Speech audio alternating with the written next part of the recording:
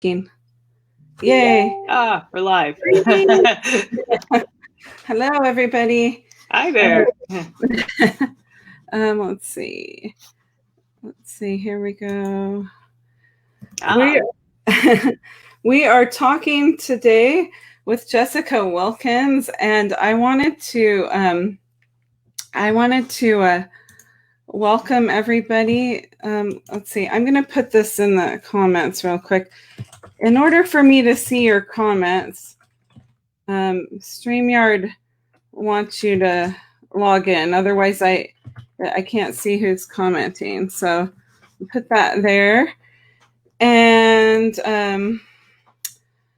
we're going to get started. I wanted to start highlighting some musicians that have already had other businesses. They're not just creating them at the last minute now that, a lot of us have as musicians. As you know, we have a little bit more time because there's not any performing going on. Yeah, exactly. And as far as like teaching, a lot of us are trying to teach online and make that work, but it's not the only thing that most of us do. And Jessica's owned her own sheet music company for some time now, when I first met her.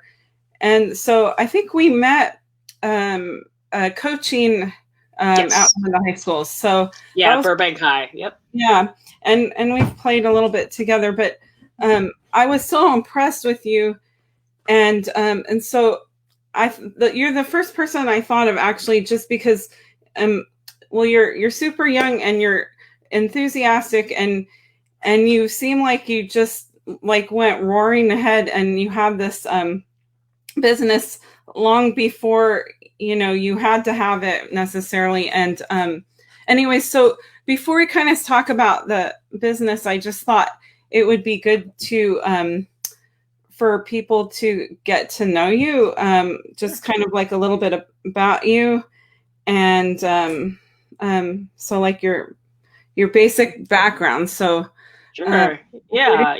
School, and what were you studying? Were you studying oboe? Is that what you were studying? Yeah, oboe performance. Yeah, so I actually grew up in Palm Springs, California.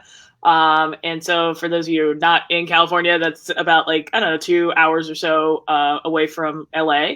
And so it's kind of like a small town feel. And lately they've really been trying to build it up there for visitor business, but it's more of a small town in my opinion. And so I grew up there, and my mom was a teacher. So I grew up with a single mom there who worked in the Palm Springs Unified School District as a math teacher and then eventually a school librarian. And so I started oboe. I'll go back. So I started actually on piano at age 7. And so you can see behind me, I still have a piano there, but I kind of noodle around, don't really play as much. But I started piano at 7. And then at 11 is when I actually started oboe. And funny story, I don't know if you know this, but I actually, in 5th grade band, I don't know if they still do this in Burbank schools, but they used to have a 5th grade band that met once a week, and your options were flute, clarinet, saxophone, trumpet, or trombone, or percussion. And percussion was like a bell set. So it wasn't really percussion. It was just like, here's a bell set, And so I picked trumpet. And exactly. I didn't know that you played brass too. Okay. Yeah, well, played is a little bit of a generous term. I kind of somewhat had a sound, but it was like you were all 5th graders and 10-year-olds, and so it was, I fit right in.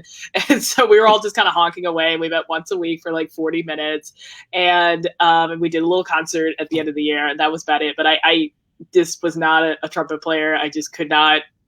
No. And so I wanted to be part of band because all my friends were, we were going into middle school, and I had already been playing piano, and I wanted to keep up with music, but I hated trumpet. So I was like, I need to pick something else. And so the band director at the middle school, he was like, well, you could try the oboe. And I'm like, okay. I didn't know what it was. I was just like, sure, whatever. So he went into his office and he got out an oboe and he got a reed, and he showed me how to put it together and kind of how to like make a basic embouchure and blow and like sound came out. It wasn't even like real oboe sounds. It was like typical beginner sounds. And he's like, that's the oboe. And so he set me up right away with a local teacher who was actually one of the elementary school teachers in the district. And she happened to play oboe just like in amateur.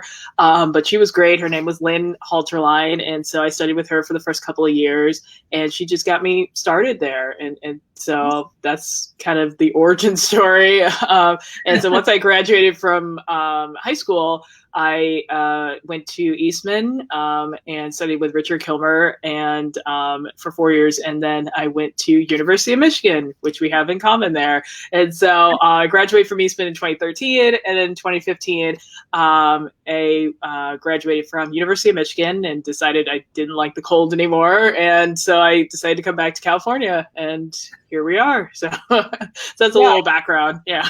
Yeah, I think when you're from California, it's good to experience the East Coast Midwest weather because it makes you appreciate it, Yeah,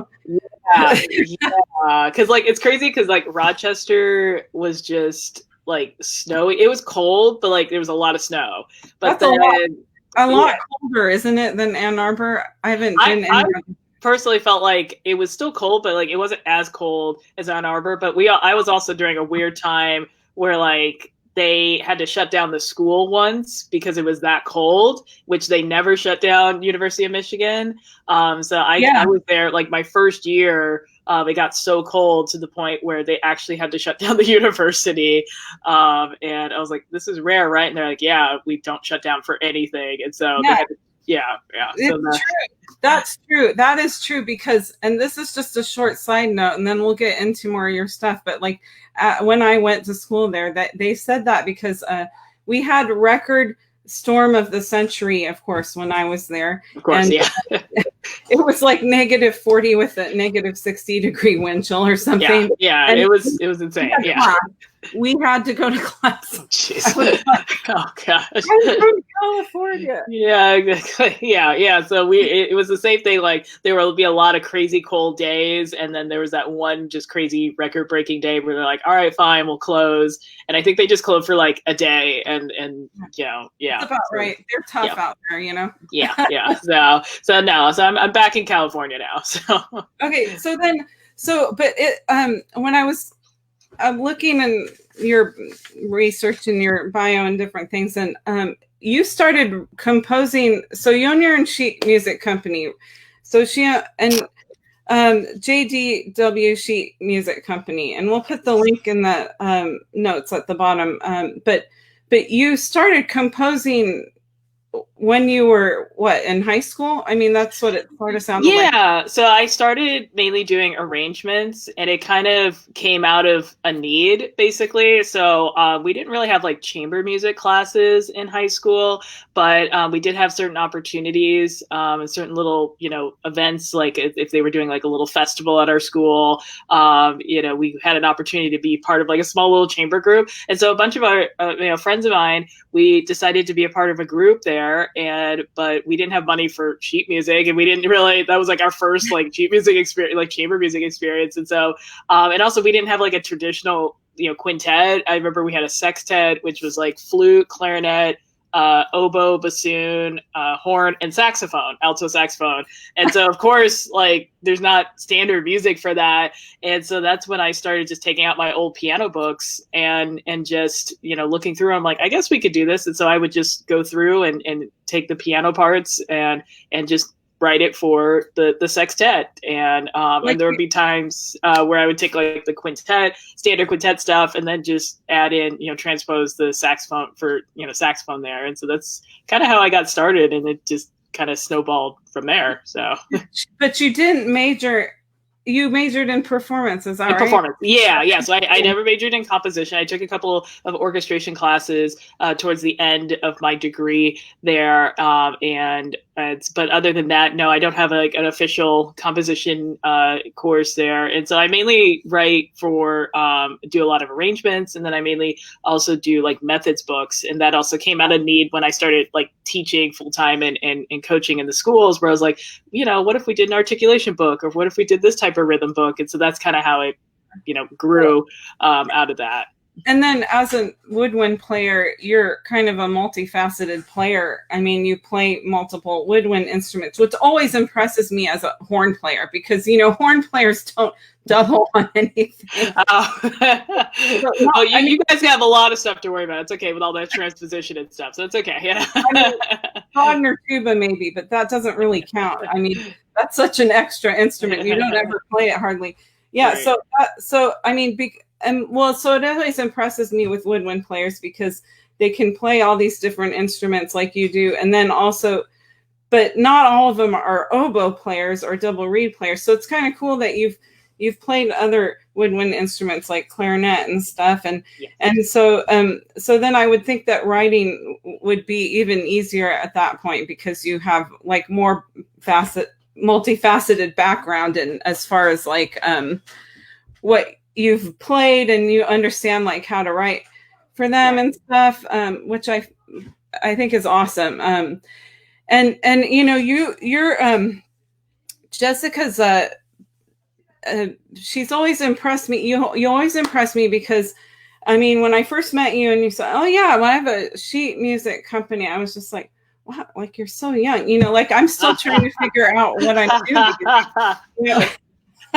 Yeah, I think when I met you, when did I had to start, was it 2016? I think so. I think, 20, because I had moved back at the end of 2015 school year, and then started teaching in Burbank in 2016 there at Burbank High School. So that was my very first coaching job right out of school there, and so we were coaching there, and so that's how that got started there. Yeah, and so and then as far as like sheet music, so your sheet music company, so you started writing because it was like a need, right? Mm-hmm. And then you didn't have to buy stuff. And I think that a lot of people kind of they get started with like little arrangements in that way, I think. Right. But you've really made it into a business, and you've been able to be successful enough to support yourself, it sounds like. And it took a while. Yeah. So I mean, like, how long so when you first started, can you just give us a little background about like how your business has evolved? Because I think a lot of musicians right now are searching for things, and even non-musicians, they're like, okay, well, we all have a lot to offer, but sometimes it's hard to recognize what we can offer. And I think that you're very inspiring in that way, because you were already doing this before COVID-19 and all this stuff. Yeah. And then there's some other stuff I want to talk about too, besides the your sheet music too, because you're doing some other things, but we'll get into that. And by the way, for those of you watching, thank you so much for watching. Let us know that you're here. Say hello. StreamYard, I haven't used this before, but the only way we can see who's commenting is if you click on the little link below and just accept that they'll show your name for comments. It's not really, you're not signing up for anything. It's not a big deal. But anyway, so click on that if you want to comment. But just let us know you're here. Show us some likes and hearts, and share this. Let other people know that we're doing this. This is going to stay up. If you're watching on the replay, same thing. We'll come back if there's any questions. We can answer later. We can do that. But anyway, so you were always really inspiring, and I just think a lot of people need that inspiration right now, and especially now when there's a lot of loss of creative playing, live performance work, in-person performance work. And so I just thought that you were kind of like the perfect person to talk to, because you were already doing this. You didn't just create this out of like desperation. You've been doing it because it sounds like you like doing it after you a few times. Yeah. And then I was thinking, and you've played a lot of chamber music too, and some chamber music festivals. So I thought that, when you've played a lot of chamber music too, writing it is not, is easier. And when you first wrote something, you didn't publish it yourself, right? You had gotten something published somewhere else first. Yeah. So, I don't know if you're familiar with RDG Woodwinds. They mainly specialize in like oboe and clarinet supplies, and so they're actually about like 10 or so minutes away, which is perfect for me. So what happened was I was still living in Palm Springs. I was still in high school, and I had put together a compilation of like oboe and clarinet duets that my friend and I would play, and these were short little like piano duets that I had transcribed for oboe and clarinet. And I was getting my instrument worked on by Jennifer at RDG Woodwinds. And I was, she was just talking to me like, oh, okay, where are you going for school? And blah, blah, blah. And we're just chit chatting. And I said, yeah, I put together this little, compilation of like 6 little easy duets. And she was like, oh, wow, that's really cool. And then, maybe Nancy would be interested in that. Nancy's the owner of RDG. And so I spoke with her, and she was like, yeah, why don't you just, it'd be great if we could sell some stuff. I think that's so cool that you put that together. And so that was like my very first, time self-published and selling it to a retailer there. And so we made 10 copies, and she bought them. And I remember we went down to like the local print shop, in Palm Springs, and we were like, okay, we need to just print it. Like we just had like, loose leaf 8.5 by 11. We had no clue like how things were printed. We're just like, I don't know. We just want a booklet or something. Like, what does that cost? Like we had no clue what we were doing. Learning on the fly. I mean, that's how it is sometimes, right? Exactly. Yeah. And so they were just like, yeah, I think you want like a booklet, like a staple bound. We're like, yeah, that sounds cool. Let's just do that. And then they were like, okay, what kind of paper? I was like, I don't know, thick-ish or something. Like I just had no clue. And so they were really nice and kind of walked me through it. And they said, okay, well, this is how much it's going to cost, and this is the price breakdown. And we're like, okay, cool. And so that taught me about, making sure that obviously that your cost of goods and less than what you're actually selling, so you can actually make some money. So I sold my first 10 copies, and it was oboe and clarinet duets, and I sold them to RDG, and then they put it up in their little display area in their little retail shop there. So it was kind of cool. So it was like an ego boost there, and that was the end of high school. So yeah. That's awesome. That brings up a really good point as far as when you're running your own business, is that the cost of things and how to price yourself is really important. And a lot of times I think as musicians, we tend to not really realize what our true value is. And we tend to want to undercut ourselves. And so you're learning that just from that one first experience, I think, is a really important lesson that a lot of us don't learn right away, Yeah. And so, there were definitely times where I had to learn the lesson the hard way, which we can get into as well about pricing and all that stuff. So there's plenty of stories I can tell about that as well. Yeah, I'm sure. Well, okay. So you created this, company, and then can you tell us a little bit about like how the time frame, like what it took for you to get to a point where you felt like you had a successful sheet music company? And was there kind of some things that you for example, you just told me one point was that you learned about the cost and pricing things. Was there any other specifics that you think are important to know if you're starting your own business in any capacity? Yeah. So I started this actually in 2013. And so I've been doing a whole bunch of arrangements, and I was like, my friends and I were just kind of playing them at Eastman. And I actually did a concert my junior year just of my chamber music arrangements there. And so I had to like produce the concert and also be there for all the rehearsals of the different chamber groups. So I only played in one of the chamber groups at the end, but then I had other separate groups. I had like an oboe quartet, and at the time it was the sophomore Eastman class and stuff like that, and mixed chambers groups there. And so and then I had to make edit and changes and all that. And once I got to my senior year and thinking about kind of the direction I want to go with my career, I had been talking for so long about, I'm going to start a business sometime. And then my friend Danny, he was like, okay, you've been talking about this. Like, when are you going to do this thing? And I was just like, yeah, you're right. I keep talking about it, and I should probably actually start this thing. And I get that, because I do that too. And I think a lot of us do that because, and I think what do you think? I think part of the reason is, as musicians, we have a lot of things that we do that's critiqued very highly. And, you start something new and you're kind of like, okay, I don't know if I want to do this because I'm not an expert yet. Like, you think you have to be an expert, right? I mean, do you think that sounds pretty on? Oh, yeah. Yeah, I mean, at the time I was only 21, and had that very little life experience, had nothing. I knew nothing. I knew nothing about publishing at all, and so I had published like a couple of things and sold a couple of things, but I knew nothing about starting a website. So I said, okay, I'm just going to learn. I'm just going to try. I'm just going to start off small, and that's the great thing is, like, you don't need to spend tens of thousands or hundreds of thousands of dollars and all this crazy stuff. Like, you just start with the budget you have. And so I said, okay, what do I have to absolutely need to get started? So I needed a website.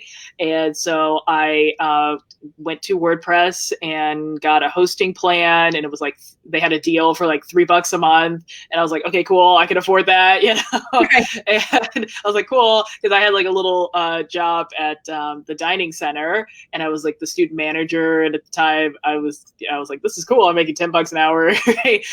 And as the student manager at the time. And so I was just saving up so much money through that. And so that's kind of that seed money that started the business. And so I had paid for web hosting and then also the domain name. So at the time it was actually Wiklins sheet music. And I have a few, I had a few like older copies, but this is what the original hard copy kind of looks like there. And so it's got this like, I guess clear sheet thingy, and then I think that's common. A lot of other music I've bought in the past started out. Yeah, and then these like binding issues, which we'll talk about why I got rid of them in a second, and then this kind of like black background. So this was the original concept there, and so I said, okay, I need to get these manufactured. I have a printer, but I need to get the materials. So we talked earlier about cost of goods. So I had to price out like how much it costs in bulk supply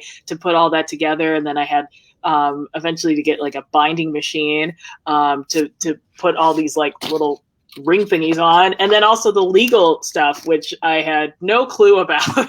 And so the most of the seed money, like the website part was easy, and my website was real simple, real basic, like just basic static, like here's a home page, here's some products. And I only had 11 products on the page, and they were everything from a few oboe stuff to a couple of horn things to a couple of, there was no band, there's no strings. It was like all scattered, but it was just like, this is what I have, and this is what I'm willing to do right now. So it was 11 pieces all over the map. And, but it was a start. And so I, printed all that stuff, and I printed multiple copies.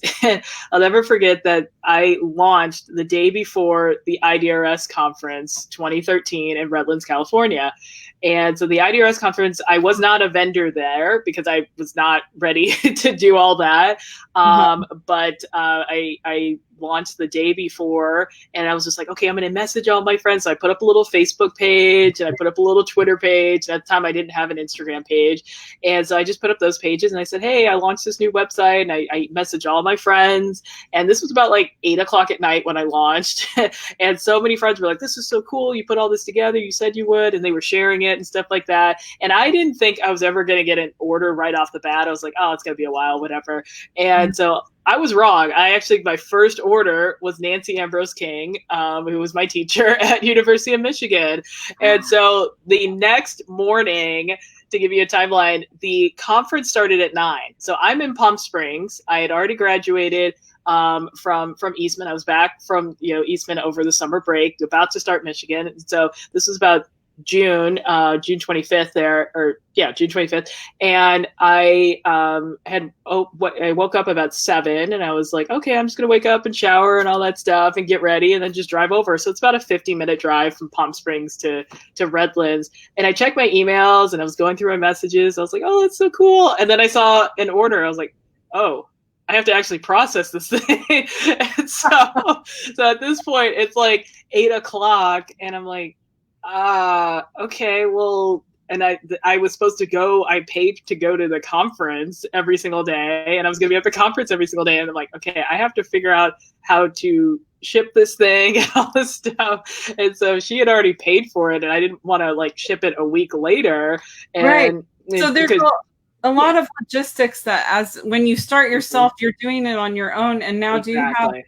you have some things more automatic because you can digitally download now. But exactly. I mean, do you have anybody that helps you? I never asked you that before. Or are you no, yeah. So once I went digital, which was much, much later on, that freed up a lot because I wasn't running to the store. And also it opened up the international clientele. So that was a huge plus and a huge reason why I went digital right there. But that first order, I just remember it was about like 8:30, and I had to so I had these little parts and stuff printed out. And so I had to, get a little shipping, I had to print out the shipping labels and get out the mailer, and then print out a receipt, which I hadn't even thought of, by the way. So I hadn't even created a template receipt. So I had to create a template receipt, and I actually took a model receipt that I had gotten from sheet music that I ordered previous, and I was like, okay, they put this here, they put this here. So I just on the fly created a template, printed it out, and put it in there and sealed it up. And then I had to research, post offices in, Redlands, California, and went to the post office before the conference started because I didn't go to the first couple of performances, and that was my very first order. And so she got it a few days later, and she texted me and she's like, oh, this is wonderful. I got the music. Thank you so much. And I was like, oh my gosh, I did it. So that was my very first sales story. And man, have we come a long way since. So that was, I guess, 7 years ago. Yeah. You learn a lot, right? I mean, oh yeah. That was a huge learning curve. Yeah. And I mean, so what do you think do you have any tips? What would be your biggest takeaway from some of the stuff you've experienced like that, Yeah. So I think the first thing is just do your research in terms of cost of goods, and always find an inexpensive way to still put out quality product. And so I kind of have some samples of the evolution. So this was, like I said, the very first one, but all these moving pieces, I had to buy these coil things. I had to buy a machine that actually did it. And if I paid somebody to do it, like at a Staples or something, a small print shop, it was too much cost for the actual price of the item. And so I started doing it myself. But then what I found is when I was shipping them, these things would, I can't see it. There you go. These things would break too much. Yeah. And they would bend. Fall apart. So, yeah, exactly. And they weren't. So I was like, I need to find another way. So then I eventually went to the staple bound. So this is one of the earlier versions of the actual, printed there. And so this is a design that I had created, and I'm not a designer at all. And so I created that, and I created all these little, designs and stuff like that for the covers. And so that seemed to work much better. I mean, it's good to have friends for some of that stuff if you can work things out. And which is the other thing about businesses, and even just plain, obviously, a lot of what we do is networking and not realizing that we're networking, and that it's one of the things I realized probably far too late into everything, is that everybody you meet is a potential connection. But you did exactly the right thing, right? You had a website, you had a few things on it, and you just contacted everybody you knew. You didn't have your list set up yet. Right. And then as you've developed this, have you then also developed an email list or Yeah, so we have email lists for all the different instruments, and so it's online at our website, on our on our home drop-down menu right below the About page. And so you can sign up and you can put in what instrument or instruments you play, and then you'll get specific instrument tailored to music tailored to what your instrument is. So if you're a trumpet player, you're not going to get oboe music, obviously. That'd be a waste of time.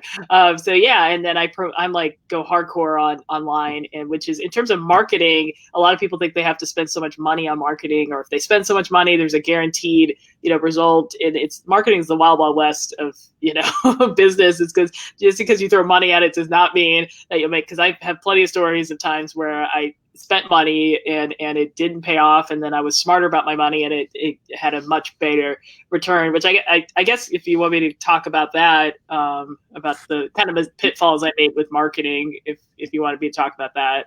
I mean, I think we could do it, but I also think it's like probably a whole topic by itself too, don't you think? Like, that's true. I have some. Well, I'll tell one story. Okay, So when I started doing conferences, my very first conference was actually not an oboe conference. It was actually the International Horn Conference in LA. Exactly. So I'll talk about that experience and what I learned from it there. And so I knew I needed to start doing conferences because I was like, okay, that's going to help. Trade shows are going to help get the product out there and meet connections. This is going to be great. And so I did my very first one. I signed up like a month before, which is really soon. It's a little late in the game to try to sign up for a conference. But I was like, oh, they're in LA. I'm in LA now, and I should sign up.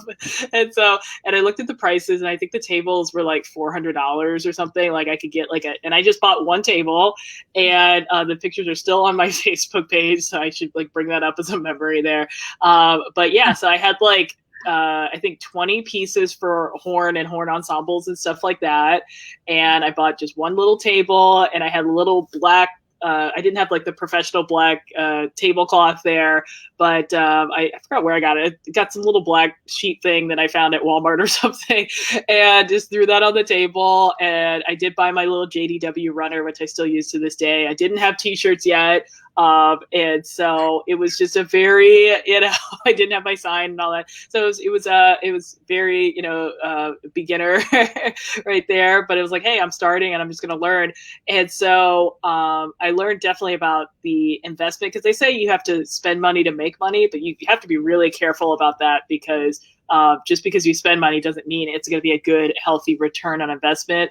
And so I think that was a good conference to do. I met a lot of great connections there, and I learned how to sell there too.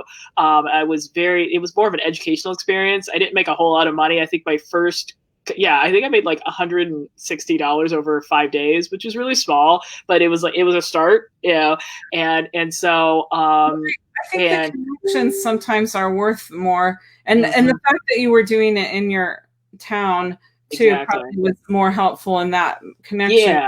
Yeah. And I was staying, I was at the time living with my grandmother, and I would just drive so for reference for all you LA folks there, I live in Mid-City, and so I'm not too far from downtown, which is where the conference was at Colburn. But parking. So I didn't do my research about parking. So I just assumed they would give us parking passes. Man, was I wrong. So the parking passes were reserved for the guest. And then they sent out an email and said, well, we were planning to give you parking passes, but we ran out. And so you're going to have to pay for parking. So I paid $20 a day for 5 days to park my car there. You paid for parking with your sales, and that's about it. Exactly. Yeah. On top of the table, which was $400. And so, yes, I didn't have to worry about hotels and stuff like that, and food, because I brought my own food. And I had my friend, Maria, who comes to a lot of these conferences with me, help out. So that was good. I didn't have to worry about all the flights and stuff like that. But yeah, I spent a lot of my sales money on parking. And I mean, I think a lot of the conferences and are good networking things, and then just figuring out, I mean, it doesn't even have to be in a music business capacity, because in other businesses, it seems like conferences are a really good way to network and meet people and just make your connections. So I think that's a good point. And the fact you were paying though, but I mean, a lot of the conferences you pay even just to go to are quite expensive just to be a participant. So what you were paying probably in comparison was about the same as, Right. I don't remember what it cost to go. I don't think I went all 5 days. It was here and I was around, but I think I limited my time due to that very thing was, cost. But that's a good point. Like Kristen's like, oh no, parking. And the crazy thing about that was I learned about the placement of publishers and where they place, how different conferences choose to place certain vendors. And that was because I was just like, I don't know, I guess every space is good. Not every space is good, by the way. And so we were put in it was a room of 5 of us. And so it was Imagine Music and then myself. I forgot who the other guy's name is, but he had like 4 different tables there. And then we had Weissman Cases and then Theodore Press. And we were all in this one, like it was a ballet studio of all things. And there were no electrical outlets. And so I like had all my chargers and stuff. And there was no, like, I remember Imagine Music, they had some sort of electrical setup. And so they were kind enough to let me borrow one of their outlets there. Because I was sitting right next to them. And so we were kind of separate from the rest of the venues there. And so we were tucked away in this small, cold room. And the first couple of days, people were just like, oh, yeah, we didn't know there was sheet music, over here. We're like, yeah, hi, so yeah. Interesting. I would, that surprises me, but that's definitely something, that's a learning thing. I mean, wow, I wouldn't have never thought of that, right? I didn't either. I thought every single space was a good space. It's not. So, you have to definitely ask. You have to definitely lobby for yourself, which I learned how to do, and say, okay, where am I being positioned? And what's going on here? And so we learned actually after the very first day, because we got so little traffic compared to the rest of, the vendors there, all the other horn vendors and there was actually another whole other separate sheet music section that was closer to the entrance. So people were like, oh, hey. And so we learned is we printed up signs and we printed out signs and we said, hey, sheet music over here. And so we had to direct business and people were like, oh, there's a whole other room. And actually where I learned how to sell really well was from the guy who created the Weissman cases. I don't know if you use those cases there, but he creates them for like, bassoon and horn and stuff like that. And every 15 minutes, like clockwork, he would take out one of his horn cases and he would leave the room and walk around with his case, talk about it, open it up, put a horn in and stuff like that. And literally he would come back and bring in like 15 people to our room. And I was just like, that is sales right there. And he was just like laid back guy. And he was super cool, but just every 15 minutes when there was a lull, he would leave and he had someone else helping out with the booth. He would pick up and leave and go sell his cases and come back and bring like 20 more people into the room. And I was just like, that is awesome. You really learned a lot about sales at that event. So that's great thing about going to conferences for whatever business you're in is that there's so much to learn and so many people to meet. And I is there anything else? Like I know there's probably so much we could talk about with your business, but one of the also things I wanted to point out is that you, during this COVID-19 time of this really weird time that we're in, you created a free resource on your business page it's geared a lot for the band directors and so forth, which I thought was awesome because like they got so stuck all of a sudden, Exactly. And then so is there anything that you want to add? I mean, I feel like we could just like have a multi-hour conversation. Right. Right. We could go all day. But yeah, so when COVID hit, I mean, everybody, it's crazy because when it first started, when we were talking about it in November, December, we're like, oh, there's this thing in like China somewhere. And I know there's a few cases here, but whatever. Like we were all just kind of like living our lives. And I remember, every single year I do a double read event in Fresno. And so I drive up that morning, do the event, stay the night and come back. And so I had my friend help out and she was like, hey, this thing, and this was in February, beginning of February, like February 2nd or something like that. And remember we were driving up that morning and she was like, hey, you heard about this coronavirus thing? Like it's probably going to get bad. And I was like, I don't know. We'll figure that. Like I was not taking it seriously as most people weren't at that time. And then literally no concept of it, exactly. Yeah, literally a month later, the whole world shut down. And so when everything shut down and everybody was obviously scared and whatnot, I saw so many companies, even major companies, responding in the absolute wrong way, where they were still sending out emails like, oh, 20% off your new instrument and here's this sheet music bundle. And I was like, all the musicians lost their jobs and they don't know what they're going to do. They're not going to buy a new instrument right now. Like they're trying to, figure out how to survive. Yeah. Yeah. And you were sharing it. Cause I know we're on some similar, online, Facebook, social media pages, and you were sharing it to make sure that people saw it and that they had access to it, which I thought was awesome. Yeah. So that was my response there is like, okay, I'm not going to try to do a sale. I'm not going to try to capitalize on a whole bunch of people at home, multi-track. Like that's just the wrong approach. And so I said, hey, I know everybody's struggling right now. Everybody's scared. I have some free resources. And so I created packets for every single instrument from flute all the way down to tuba and band exercises. And I said, look, it's free. It's always going to be free. There's short little exercises and duets that you can do with your students. You can multi-track with yourself. And people were just like, oh my gosh, thank you. And it was just coming from a genuine place. Like, I'm not going to try to create some sort of sale, like the spring sale. Like no one's thinking about that. They're just thinking about survival. And so I think just responding as a human first, than just a business. Yes.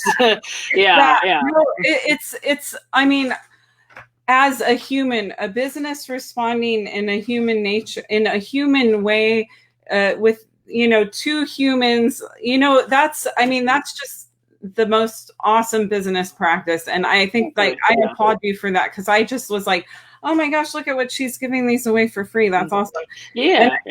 I know a lot of people, I'm not a band director, obviously, but I can see where, even as not a band director, they're still useful. There's still things you can use for whatever. Oh yeah, for sure. Yeah. And then, and then one of the things I thought was really important to talk about, even though it's not sheet music per se related to your business, but it is music related, is you started this Black Excellence series. Yep. And that you've been doing. I saw your first video. I've been watching them every week, trying to share.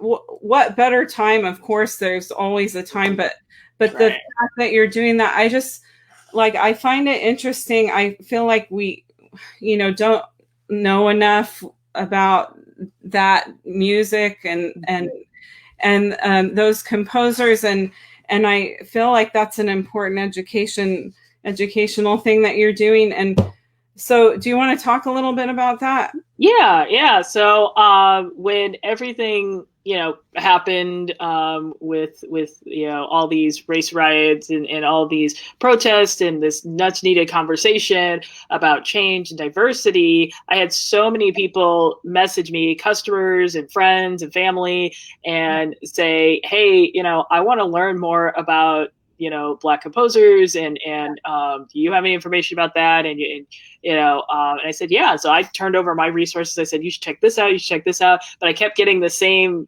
message there. Like, I want to program music by Black composers and I don't know where to start. And so I said, okay, I'm getting a lot of messages. Let me just put together one video and, just kind of promote like this is out there. So I started with Florence Price, and she was a very prolific composer, and she wrote over 300 pieces of music, everything from art songs to piano songs, because she's a pianist or was a pianist, and symphonies. And so I put together this little simple video. I think it was like, I don't know, 8 minutes or 9 minutes or something like that. And I did the voiceover work, and it sounds great. Your video, and I put together the music and all that fun stuff. And the response to that was just awesome in a good way, because I was just like, all right, a few people watch this, whatever. And no, people were sharing it. People were sharing it with their students. People were watching, and they were just like, oh my gosh. And so I said, okay, this will be a weekly series. So people tune in weekly and watch those videos and share it. And the conversation keeps going. And I have resources and links to all these great organizations that are, doing the research to put together all these bios and stuff like that. So if they want to learn more, and so promoting those organizations. And so, yeah, so that's on my, JDW Sheet Music YouTube page as the Black Excellence series. So we have 4 episodes up right now. So we alternate kind of like female, male, female, male. And so the plan is to do both deceased and living, but yeah. So. Okay. Yeah. Well, I'm always, I've always been interested for sure in women composers, because that's also a big thing. But to know that there was that many women African-American composers too is awesome, because I don't know, I just don't think it's ever been talked about too much. Yeah, and I think you being a resource, that's awesome. It's just interesting. A lot of people reached out to you then. That was why you decided to do it initially. Yeah. Because this was the first time we had this conversation on such a grand scale. And I was like, okay, let's have the conversation there. Let's actually start to talk about some changes. And people were like, wow, I can't believe these composers did this. Like when I released the first video with Florence Price, people were shocked that she was the first female composer to have her music performed by a major orchestra, which was Chicago Symphony in the 1930s. And so people are like, what? This happened? I said, yeah, it helped put her on the map there. And it's her first symphony there. Yeah. No, that was great. I really like that. And you had some other things that you have, other projects that you've done in the past too. I don't know. Do you want to talk about it? You had on your site, you've done a couple years ago, right? You did a children's literature and multimedia. Can you talk about what that was? Yeah. So I started that pretty much when I left Palm Springs, because I spent a hot second in Palm Springs. When I graduated from Michigan, I moved back home to Palm Springs, trying to figure out where I was going to live exactly. And then I moved out to LA. Free rent. Yeah, exactly. Yeah, it worked out there. Yeah. And I was like, I got to figure out where I'm going to land right now. And so and I said, I really want to do some sort of like, children's outreach, because at the time I didn't really know many people in the LA music scene. So I was still trying to put my name out there and get connected. And so I wasn't really gigging a whole lot. And I was teaching a little bit out in Palm Springs area, but yeah. And so I decided to start this own series, and I said, okay, I can charge a couple $100 and do like a little, like 45-minute, presentation that I put together, and I could just drive around to different libraries. And so I put together a little multimedia series where I would pick a book or a theme that they were doing. So like spring or something like that. Or there was one where we were talking about Cinco de Mayo. And so we were talking about books around that. So I put together, like, what I would do is I would read part of the book and then play live right there, and there would be like images on this screen that I would bring with me, and that was the whole project. So it was kind of like an interactive ish type thing. And I also did games and stuff like that. It was kind of like a tiered project where it's like you could just have the book part, or you could have the games afterwards. So I would put together these little games and make these game boards and have the kids like come up and they would have to comprehend and remember stuff from the book that I talked about, and little facts about the oboe, and then they would get prizes. So I went down to the dollar store and got these like little cheap prizes and stuff like that. But to a 7-year-old, they thought it was awesome. So, a little music teacher, and so on. Exactly. Right? Yeah. No, that's awesome. That's really cool. Well, and that was a good way for you to start out, and that's really interesting. That was really creative. Yeah, and I would have kept doing it, but then my grandmother unexpectedly got sick, and so I had to spend a lot of time in the hospital with her and stuff, and so I had to kind of cancel my future engagements, and yeah, so I would have kept going, but then life happened, and so I had to kind of pivot. So but yeah, but you went in a really good direction. I mean, I have to say, yeah. There's a lot on your site now. So, I mean, how much time I guess a good question is, when you were playing and coaching and stuff, were you spending as much time composing and arranging still? Or? So because I wear so many different hats, I really had to be good about time management, and I really had to be good about making sure that every single break that I had was used wisely. And so when I would drive out, I would check traffic times and stuff like that and say, okay, if I'm going to go out to Burbank for a rehearsal or for, teaching and stuff like that, I'm going to drive out at this time and sit in my car and have my laptop and be, composing or answering emails and stuff like that off of my, hotspot. And so I wouldn't just waste that time, like, just like on Facebook or something. And so I would make sure that I would get early to rehearsals, or especially if I had to go out into like, the Valley or Rolling Hills or something like that for rehearsals and stuff,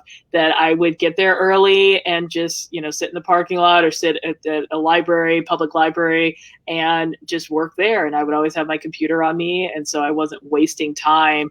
So you really have to just plan out your day so you're using it efficiently and making sure that you're still practicing, and in my case, making reads, and still, composing and arranging and that's stuff done. I think time management is always important, and it can be a real struggle. Yeah, exactly. Yeah. So as long as you are, organized like that, and you just don't let those parts of your day, those blocks in the day where you have an awkward like 30-minute thing before rehearsal or something like that go to waste. And so there'd be plenty of times where I'd be outside, Burbank High School before coaching, like in the car, like, on my laptop and stuff like that, and editing something. And then I would close the laptop and say, oh, okay, I got to go in and coach at Burbank. And then I would leave and stuff like that.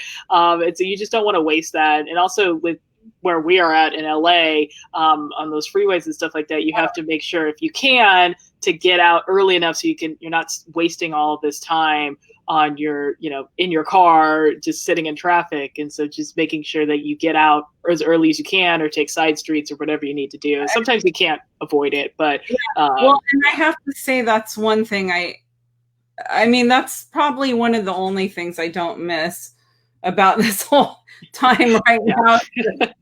Exactly. Driving hours for hours and whatnot, but such is where we are. Well, we can put the link for your website in the comments, and then if anybody is interested and wants more information about the free resources, just comment below, and we'll contact you and give you some information or answer any questions. So you can put below free, like hashtag free maybe, or something. Yeah, we'll put the link there for folks. Yeah. Okay. And then was there anything else? I feel like we could talk forever. But yeah.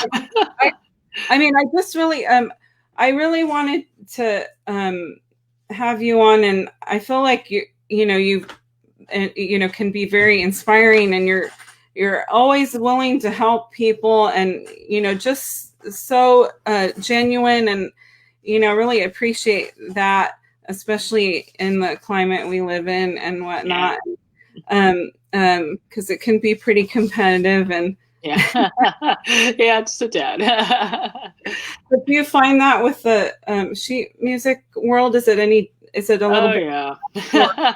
Well, with sheet music, it's weird because a lot of the sheet music companies have been around for, the big ones that we all know of, like Carl Fisher and stuff like that. They've been around since like the 1800s, and then even some of the other ones have been around for like 30, 40 years, longer than I've been alive. I mean, I'll be 29 and, less in over a week there. And they've, they've been around longer than I've been alive. And so I feel like as a newcomer, coming in there, I kind of have the advantage of, the millennial, we live online and we do things online, because some of the older sheet music, they weren't born online, obviously. And so they kind of were like, yeah, we have a Facebook page or a Twitter page. We kind of use it. But for me, it's like, no, this is the bulk of the marketing there. And so I really had to learn about, building good websites and getting traffic and building up, followers and engagement.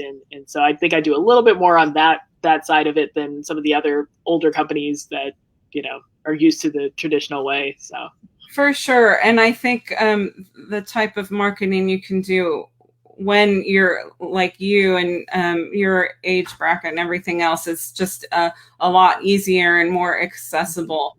I mean, yeah, Kristen says great time management advice. I agree. I need help with that all the time. But yeah, so sometimes it's easy to just kind of say, oh, I want to take a break or whatever. I want to just goof off, but then you're like, no, okay, let's make sure we're getting some good stuff in. And it is important to take breaks too. You don't want to burn out, obviously, there. So you just want to make sure that you have some time to some time to yourself, and whether you're doing a hobby or reading or stuff, and then time where you're getting stuff done, basically. So yeah, good advice.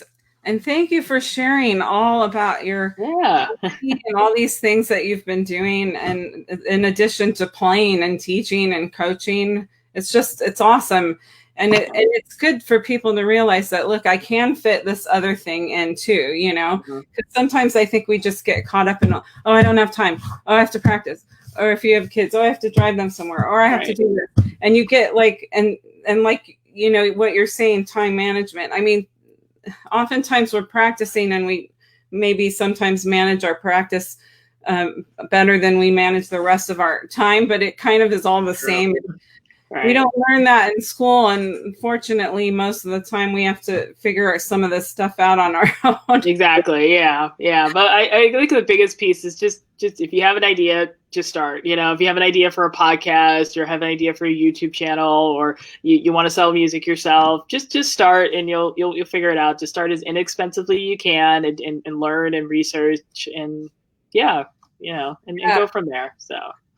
Well, thank you so much for your time.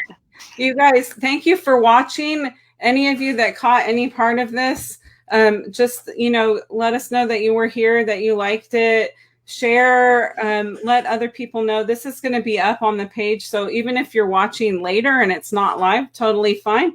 We can come back and check comments, if questions, what have you. We'll put our website link in the comments, and we will let us know if you want any #free music. Free stuff. Yeah. All right. Thanks, everybody. Have a great day. Yeah. Thanks, Jessica. You're the best. See you later.